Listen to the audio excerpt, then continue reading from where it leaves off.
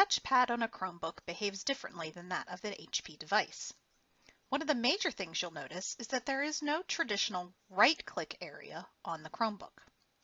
Other touchpad actions, however, remain the same. To click, press down on the lower half of the touchpad. Since tap to click is on by default, you can also quickly tap the touchpad to click.